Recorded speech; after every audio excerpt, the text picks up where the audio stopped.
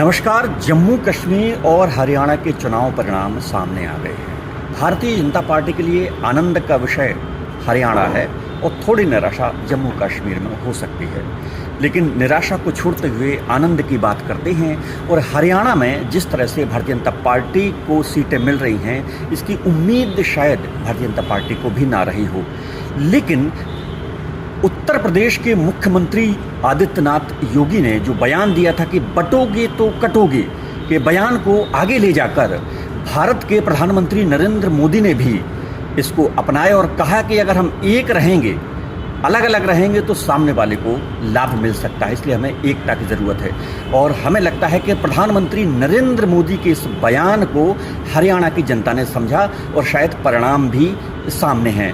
हम बात करने के लिए यहाँ खड़े हुए हैं मध्य प्रदेश गोपालन पशुधन संवर्धन बोर्ड की कार्य परिषद के पूर्व अध्यक्ष, जो बेहिप की केंद्रीय कार्य परिषद के मार्गदर्शक मंडल के सदस्य भी हैं।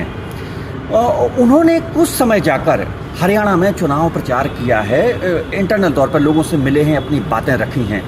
क्या उन्होंने देखा और प्रधानमंत्री के इस बयान का कितना असर हुआ, उन्हीं से जानते हैं। स्वामी जी, आपका बहुत बहुत स्वागत है। बहुत आनंद का विषय है हरियाणा का परिणाम आपको लिए। निश्चित। तो आप भी गए हैं, आपने क्या देखा और प्रधानमंत्री के बयान को कैसे देखते हैं आप?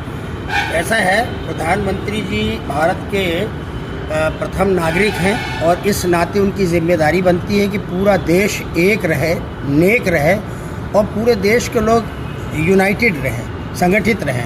तो प्रधानमंत्री जी ने जब पूरे देश के लोगों को या हरियाणा को केंद्रित करके उन्होंने कहा कि हमें संगठित रहना चाहिए, हम संगठित रहेंगे तो संगठन में शक्ति है। वो राष्ट्रीय स्वयंसेवक संघ से आते हैं और हम कहते हैं कि संघे शक्ति कलयुगे।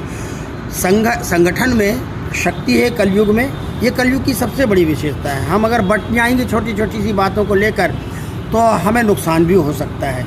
तो इसलिए उनके इस बयान का प्रभाव निश्चित रूप से हरियाणा के मतदाताओं में पड़ा और इस बात को लोगों ने केंद्रित किया।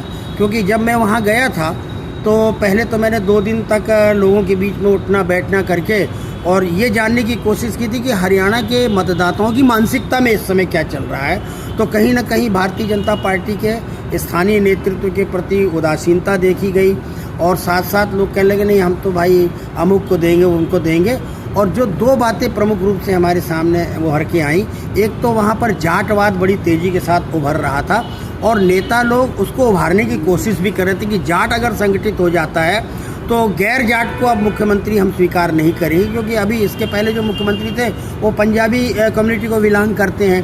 तो ये एक हमको लोकतंत्र का अच्छा पक्ष नहीं दिखाई पड़ा।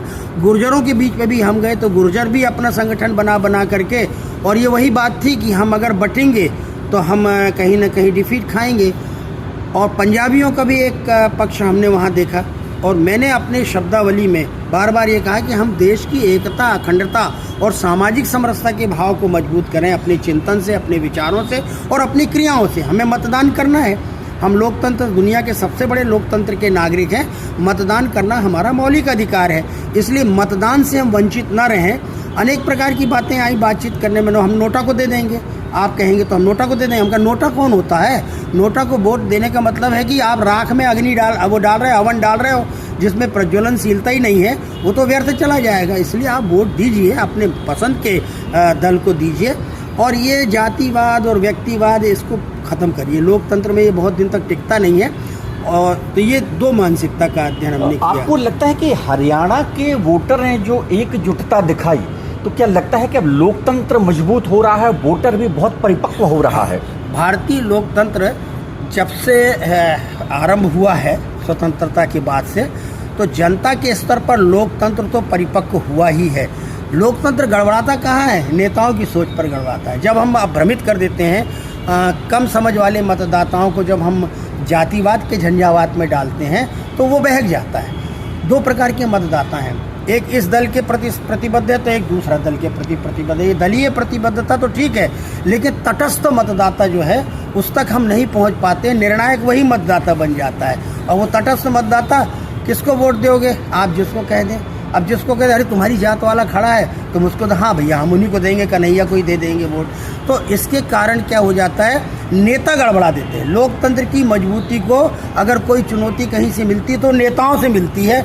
और ऐसे नेता जो खुद परिपक्व नहीं है तो वो ऐसे लोगों के पास चले जाते हैं। तो इसलिए लोकतंत्र मजबूत हुआ है, ये कहने में मुझे कोई संकोच तो नहीं आपको लगता है कि नेताओं की अपरिपक्वता को नकारते हुए जनता ने परिपक्वता का परिचय दिया, ये खुद की परिपक्वता का परिचय दिया है। मतदाता जागरूकता अभियान के अंतर्गत मतदान का क्या महत्व होता है। जैसे हमारे यहाँ धार्मिक दृष्टि से यज्ञ में आहुति छोड़ना ये बड़ा पुण्यजनक कार्य माना गया है, तो हमने कहा भैया वो भी तो हमारा राष्ट्रीय यज्ञ है, मतदान करना। हम अपने मतदान, दान शब्द है ना, तो हम अपनी कोई चीज़ बहुमूल्य जो हमारे पास है वो हम दान कर रहे हैं। और दान किसको कर रहे हैं? सकारात्मक दान होना चाहिए, नकारात्मक नहीं। नोटा में तो नकारात्मक होगा। फिर मैं अपने ढंग से लोगों से बात करता था कि देश की एकता, अखंडता और सामाजिक समरसता के प्रति प्रतिबद्ध दल कौन सा है। तो हमने स्पष्ट रूप से लोगों से कहा कि भाई जो केंद्र में सरकार है, यदि पूरक सरकार राज्य में भी बनेगी तो जो कुछ भी बजट राज्य के विकास के लिए मिलना है वो बजट आपको मिलेगा। कांग्रेस के समय में भी यही होता था, जब केंद्र में कांग्रेस आई तो राज्यों में भी कांग्रेस आती थी। इसलिए कई चीज़ें आज भी हमारे यहाँ विसंगति के रूप में पड़ी हैं। भाई केंद्र सरकार से हम कहते हैं गोरक्षा के लिए कानून बनाओ, गोहत्या बंद हो, उनका ये तो राज्यों का विषय है। अब राज्य में यदि कांग्रेस की सरकार बन गई और केंद्र में कांग्रेस की सरकार है तो लचर पचर कानून बने। लेकिन जब केंद्र में सरकार बनी भारतीय जनता पार्टी की और मध्य प्रदेश में भारतीय जनता पार्टी की सरकार बनी तो क्या हुआ? संपूर्ण गोवंश की हत्या पर पूर्ण प्रतिबंध का कानून बन गया यहाँ पर।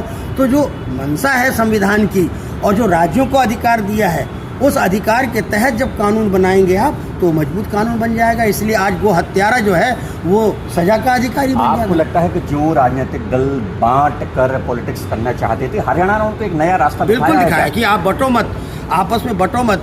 अगर आप बटोगे तो देश बट ही जाएगा। अब देखिए ना, पूरे देश में एक नए विभाजन का षड्यंत्र वो हमें दिखाई पड़ रहा है। इसलिए हम लोग कई तरह की बातें उठा रहे हैं। हमने कहा भैया ये जो आपका वक्फ बोर्ड है इसको भंग करो।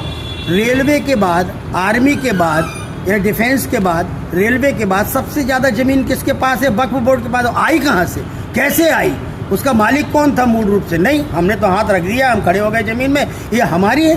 हमारे यहाँ के जज तक इस बात की बहस कर रहे हैं कि ये कैसा, किस तरह से आप बोल रहे हो, इसका ऑनर कौन है?